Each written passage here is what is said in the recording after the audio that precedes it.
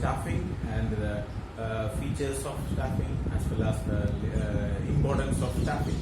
And in today's class we are going to study the staffing process. So staffing is a step-by-step process which requires a lot amount of steps which has to be completed one after the other. So we have to study the different types of steps that we have to study in staffing. So what are the different steps that we are going to discuss in today's class? So we know that the staffing is the process of selecting, finding out the people and most appropriate persons and appointing them into the organization.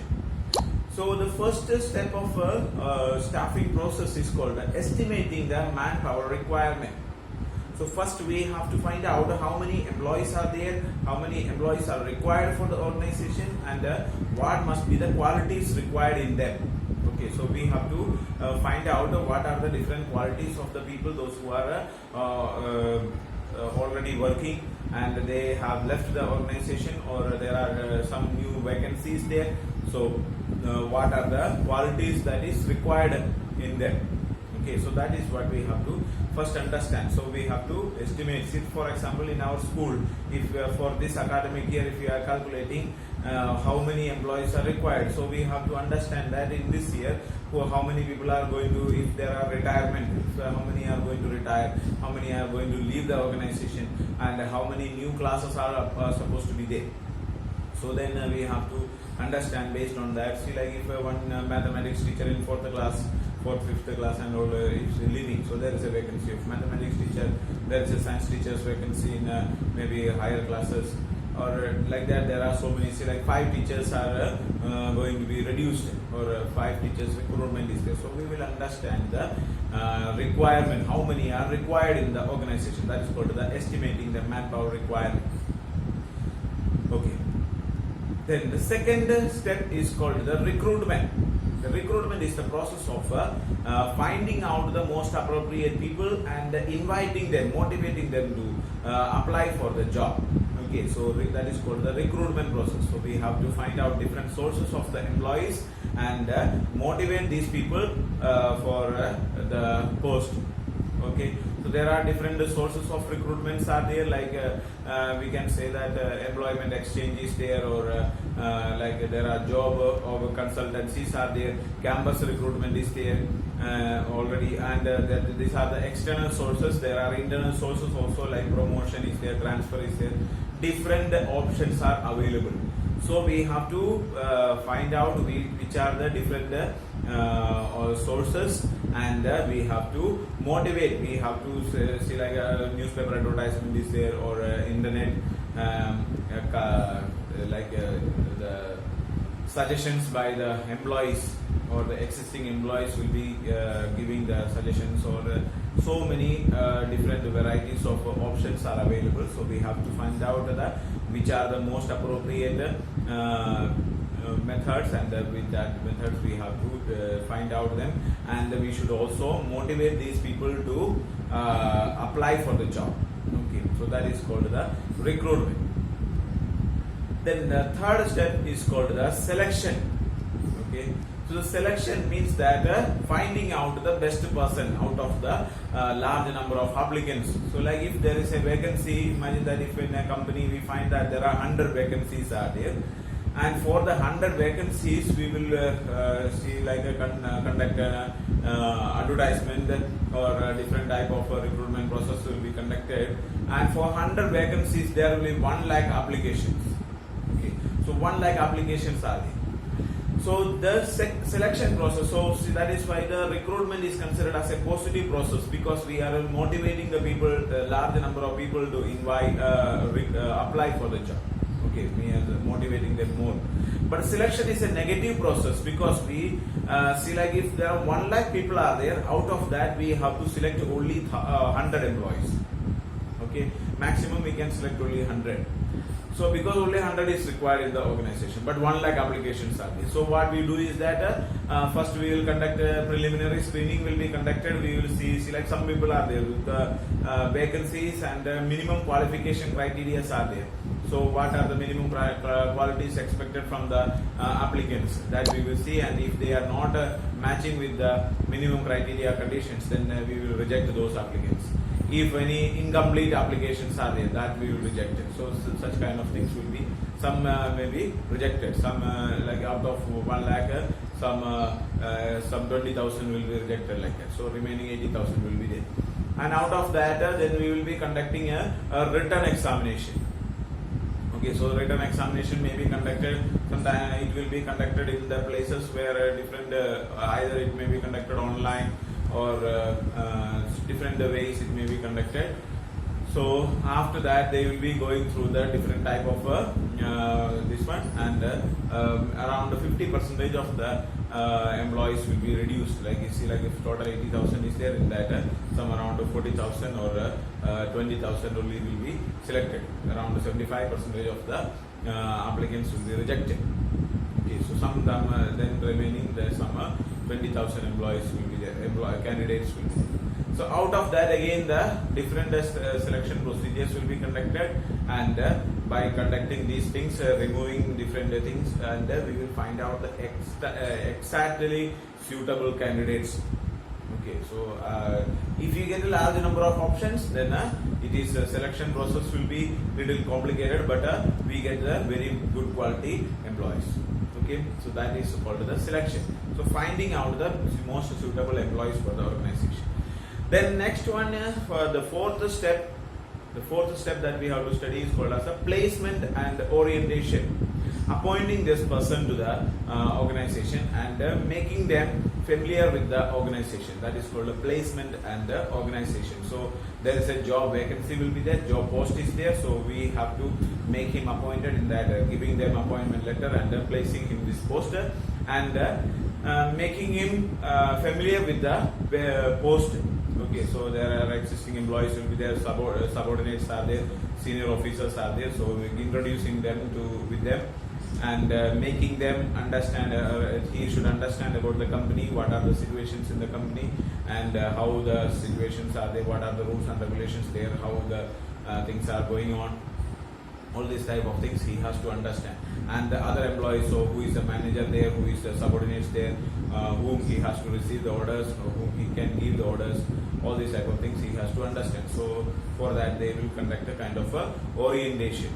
So that is called the orientation process. So it's that one person may be appointed in the, and they will be introducing these employees. So normally if a new employee is coming, see like if in our school if a new teacher is coming, what father is doing is that commonly announce either like if there is a staff meeting or like a teacher's prayer is there, and in the teacher's prayer he will introduce this person and say to everyone that this person is appointed as a like a science teacher in class 7th, 8th, and he or she will be teaching in this class for the coming days.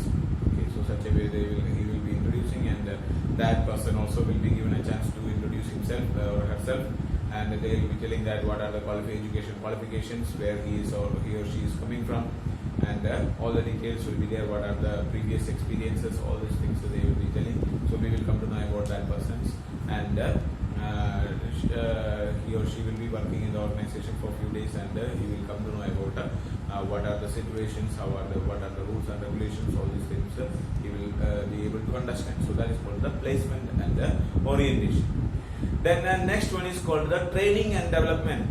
Next thing is required is that see like if a person is coming to the organization, but he may not have a sufficient amount of qualities or sufficient amount of skills will not be there for doing the work. So proper training has to be given. So a new employee is coming, then he has to be given proper training. So training and development opportunities should be provided. So this training is not just at the time of starting. An already existing employee will be there. He also has to get training and development. Sometimes he has to give more opportunities or more development opportunities has to be there. So he has to improve himself. So there is a difference between training and development, so we have to study them in detail. Now all these points we have to study them in detail in this chapter, so that time we will discuss about it in detail. Now we are just understanding the steps only. So this is called the training and development. The next step is called as the performance appraisal. So this is called the evaluation of the work that is done by the person. So if a person is appointed, then each employees are there in the organization. How much is the performance of these people? So they will study about the performance of these persons. Okay, so that is called the performance appraisal. So he will be able to understand how this person is there, how much is the efficiency of this person, how much amount of target he is able to achieve, and what are the methods that he is using. Everything about that person will be studied. So that is called the performance appraisal. And after that, the promotion and career planning. So based on the performance of the employee, there will be options for the promotion. So he will be, if a person is appointed as a junior level employee, he will be promoted to next level, senior level employee, or assistant manager post, then manager's post, and the general manager's post. So different posts are there. And if he is appointed in the lower level manager, he will be promoted to the middle level and the higher level. So that options are available for the promotion. Okay, so he will be able to develop himself and go to a higher level categories. So that is the career planning, how he can improve the career, how he can improve or go to the next stages. So that will be also decided. The next step is, or we can say that the last step is called as the compensation. Okay, so compensation means that the return of this, or the salary or anything that return that we are getting from the organization, that is called the compensation. So there are two types of compensations are there. Direct financial compensations are the payments are there. So the salary that we are getting, or the wages are there, bonus are there, or incentives are there, commission, all these type of things. Any type of direct money that we are receiving is called as the direct financial payments. And this also can be of two types, like this time-based payments are there, and performance-based payments are there. Time-based payments means that for 1 day, like daily wages are there. So for 1 day 300 rupees, or 1 day 500 rupees. That is the basic. So how much is the performance, that is not going to be considered, but 1 day if he is working, 500 rupees will be paid. So that is called the a time-based payment. Okay. The next is called performance-based payments are there. Performance-based, like piece rate system and all. So like if his performance level is this much, then he will be paid this much salary. Okay. So like if carpenter and all is there, or any like a bricklayer is there, so this much area, square feet. So like if like a plastering job is there, or painting job is there, for square feet, 1 square feet this much rupees. So if a person is like 100 square feet if he is painting, so 1 square feet if he is getting 5 rupees each, then 100 square feet if he is painting in a day, he will get 500 rupees. If 200 square feet if he is painting, then he will get 1000 rupees. So based on the performance they will be paid, not based on the day. So he can start anytime, he can stop anytime, but how much area that how much work he is doing, based on that he will get the payment. So that is called the piece or performance based payment. Then there are some indirect payments are there.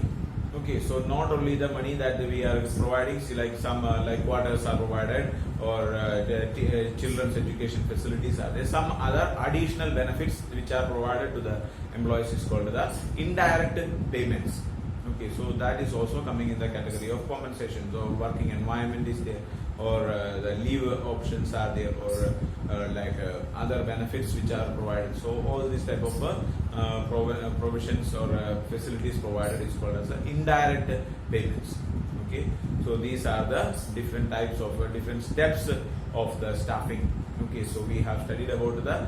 So first we will estimate the manpower requirement, then recruitment, then selection, then placement and orientation, training and development, performance appraisal, promotion and career planning, and after that the compensation. So all these steps, one by one these steps will be done, and such a way the staffing process is conducted. So like if an employee who is not there in the organization, he will be invited to the organization and selected and placed in the organization, then he will be provided proper training and making him suitable for the organization. Then after that his performance is calculated. Based on the performance, he will be promoted to the higher levels, and based on the area where he is working, based on that he will be paid the salary.